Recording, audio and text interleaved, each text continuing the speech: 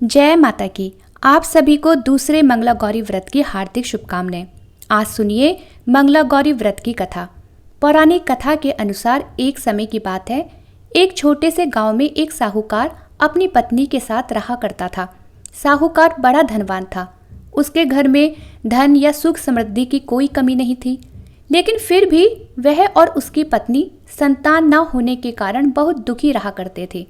संतान की कमी उन्हें हमेशा खलती रहती थी। एक दिन की बात है, उस साहूकार के घर में एक साधु महात्मा आए। साहूकार ने उनका खूब आदर सत्कार किया और उन्हें अपनी परेशानी और अपने दुख के बारे में बताया। साधु महात्मा ने साहूकार की पत्नी को सावन महीने में मंगलवार को किए जाने वाले मंगला गौरी व्रत को करने की सलाह दी। साथ में पूजा विधि के बारे में भी संपूर्ण जानकारी दी। इसके बाद साहूकार की पत्नी ने सावन महीने के पहले मंगलवार से ही मंगला गौरी का व्रत और पूजन करना शुरू कर दिया। अब वह हर मंगलवार को विधि पूर्वक व्रत और पूजा पाठ करने लगी। इस प्रकार कई महीनों तक उसने ये व्रत किया। एक दिन उसकी भक्ति से प्रसन्न होकर माता पार्वती ने भगवान शिव से साहूकार और उसकी पत्नी को संतान प्राप्ति का वरदान देने के लिए कहा। साहूकार को उसी रात में एक दिव्य शक्ति ने दर्शन देकर कहा कि हे साहूकार, एक आम के पेड़ के नीचे भगवान गणेश की मूर्ति विराजमान है। तुम उस पेड़ से आम तोड़कर अपनी पत्नी को खिला देना, इससे तुम्हें संतान की प्राप्ति का सुख अवश्य मिलेगा। साहूकार ने अगले दिन सुबह उठकर अपनी पत्नी को रात के स्वप्न के बारे में बताया और वह उस आम के पेड़ को ढूंढने के लिए निकल पड़ा। बहुत देर तक ढूंढने के बाद आखिरकार साहूकार को वह आम का पेड़ मिला जहां भगवान गणेश की मूर्ति विराजमान थी। उसने आम तोड़ने के लिए उस पेड़ में पत्थर मारना शुरू कर दिया। पत्थर फेंकने से एक आम तो टूटकर नीचे गिर गया, लेकिन गलती से वो पत्थर जाकर भगवान गणेश की प्रतिमा पर लग गया। इससे भगवान गणेश क्रोधित हो गए और उन्होंने प्रकट होकर उस साहूकार को शाप देते हुए कहा कि हे स्वार्थी मनुष्य, तूने अपने स्वार्थ के लिए मुझे चोट पहुंचाई है। तुझे माँ पार्वती की कृपा से संतान की प्राप्ति तो होगी, लेकिन उसकी मृत्यु 21 वर्ष की आयु में ही हो जाएगी। यह सुनकर साहूकार बहुत घबरा गया और वापस अपने घर चला गया। उसने वह फल अपनी पत्नी को खिला दिया, लेकिन किसी को भी इस घटना के बारे में नहीं बताया। कुछ दिन बाद भगवान शिव और माता पार्वती के आशीर्वाद से साहूकार और उसकी पत्नी को पुत्र प्राप्ति हुई, जिस कारण उन दोनों के जीवन में खुशियों का ठिकाना ही नहीं रहा। लेकिन साथ ही साहूकार उस शाप से मन ही मन चिंतित था कि उसका पुत्र अल्पायु होगा। देखते देखते समय बीतने पर वह बालक 20 वर्ष का हो गया और व्यापार में अपने पिता का हाथ बटाने लगा। एक दिन घर लौटते समय साहूकार किसी तालाब किनारे पेड़ की छांव में बैठकर अपने पुत्र के साथ भोजन करने लगा। तभी वहां पर कमला और मंगला नामक 2 कन्याएं कपड़े धोने के लिए आई और कपड़े धोते हुए आपस में बात करने लगी।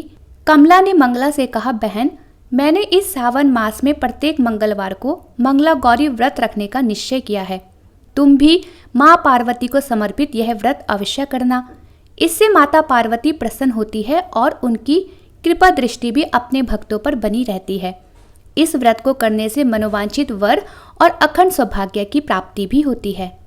कमला की बात सुनकर मंगला भी इस व्रत को करने के लिए तैयार हो गई।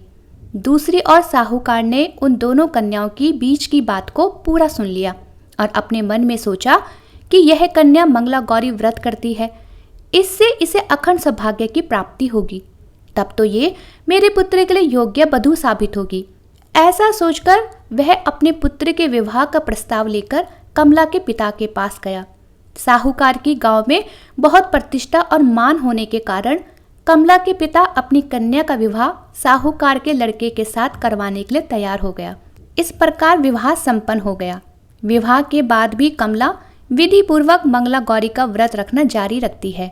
उसके इस भक्ति भाव से प्रसन्न होकर एक दिन माता पार्वती उसे स्वप्न में दर्शन देती है और कहती है, बेटी, मैं तुम्हारी भक्ति से अत्यंत प्रसन्न हूँ, इसलिए तुम्हें अखंड सौभाग्य का वरदान देती हूँ। लेकिन तुम्हारा पति अल्पायु है, इसलिए अगले मंगलवार के दिन एक सांप तुम्हारे पति के प्राण लेने आएगा। तुम उसके लिए एक प्याले में मीठा दूध रख देना, साथ ही उसके पास एक खाली मटका भी रख देना। सांप दूध पीकर उस मटके में चले जाएगा, तब तुम उस मटके को ऊपर से कपड़े से ढक देना। अगले मंगलवार को कमला ने माता पार्वती की बात मानकर एक प्याले में मीठा दूध रख दिया और पास में एक मटका भी रख दिया। सांप ने आकर दूध पिया और मटके में जाकर बैठ गया। तब कमला ने उस मटके में कपड़ा बांधकर उसे जंगल में छोड़ दिया। माता पार्वती की कृपा से कमला के पति के प्राण बच गए। इस प्रकार मंगला गौरी व्रत के पुण्य फल से साहूकार का वह पुत्र शाप मुक्त हो गया। जब कमला ने घर में सबको इस चमत्कारी व्रत के बारे में बताया तब सभी आश्चर्यचकित रह गए।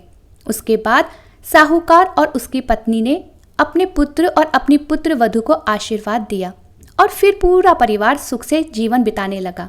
इस प्रकार जो भी भक्त सच्चे मन से जैसी भी कामना मन में रखकर मंगला गौरी का व्रत रखते हैं या व्रत की कथा का श्रवण करते हैं, उनकी हर मनोकामना माता पार्वती की कृपा से पूर्ण होती है।